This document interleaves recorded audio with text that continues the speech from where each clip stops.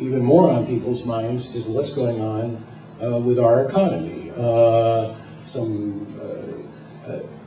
The change, even in listening to some of the discussions about what's happening to newspapers in our local area. And you're right, the LA Times, somewhere around 10 years ago, decided to forget about reporting about the Valley, but the Daily News, other papers in this new economy are having an incredibly difficult time maintaining their revenue base and providing the kind of reporting services one wants and expects.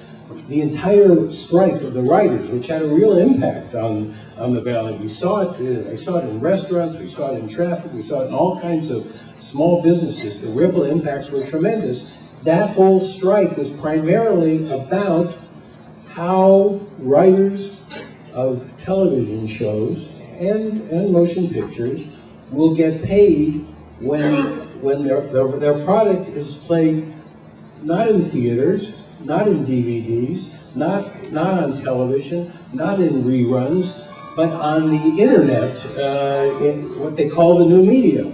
And when you talk to anybody who's looking at the trends in this whole area, there were, little by little, our traditional notions of primetime television are going to disappear.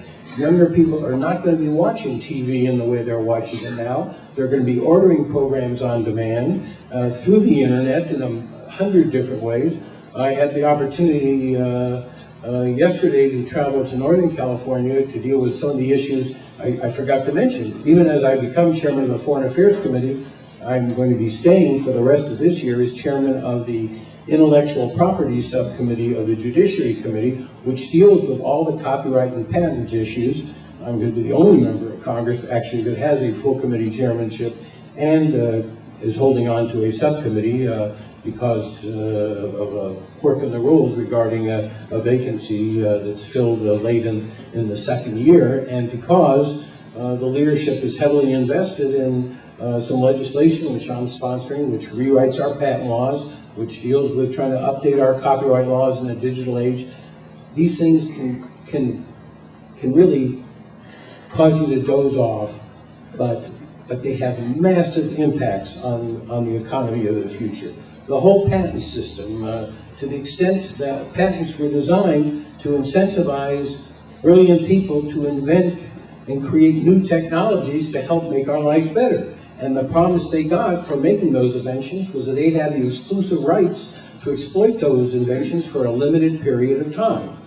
Copyrights, much the same fashion. How do you get people to use their creative talents to produce things for the common good? You give them the exclusive right to use and distribute and choose the method for exhibiting their works. And that's what incentivizes them. And for this particular part of our country, for the whole country generally, but for this particular part of the country, copyrights are the essential part of our viability on an economic basis. So I am staying with that subcommittee as well. But I went up to Northern California yesterday to deal with a lot of the patent issues that I'm working on.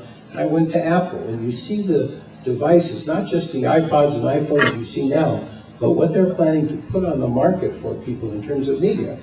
I can't figure out any of this stuff. I'm too old, but this is what is going to happen, and everything is going to change. And how does America maintain as we lose, as you get into a globalized economy, as it's so easy to contract out traditional manufacturing jobs and all kinds of other, even different types of services, where the wage rates are lower and where the businesses can make more money.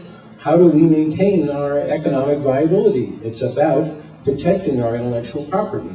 It is about being the center of innovation. It's about being able to be the first mover into a whole variety of new areas and all the jobs. It's about incentivizing the transfer from a fossil fuel economy into a green-based economy where we provide the kinds of credits and research grants and all these things so we become the first developers of new technologies, which have many tremendous side effects. One is, of course, on issues like global warming, but the other one is getting us off of a foreign policy where oil is the dominant theme of our decisions about how we relate to different parts of the world and different countries in this world. And so these are huge issues.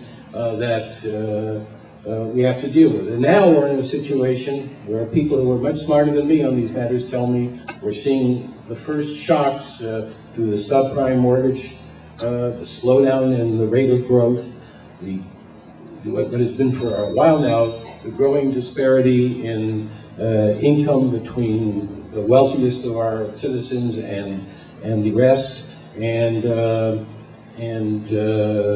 they tell me that we're only a third of the way through this shock. We're living on money we are borrowing from rising economic powers in China, from people who are getting the benefits of the windfalls from the price of oil and gasoline, and it is that debt that is a fundamental part of sustaining this. So there are really big challenges ahead in the middle of a presidential election, which has drawn a higher level of interest, particularly from young people, than any I've seen in 30 years, where the turnouts in every state are 150% or 200% higher than they were in previous elections. So just with that little introduction, I stop talking until you ask questions, and I'll try and deal with them, including, by the way, to the extent you want to get details on what we've done on the stimulus package, what it means for you, what we've done on the subprime housing in terms of legislative things, or some of the issues I'm directly working on.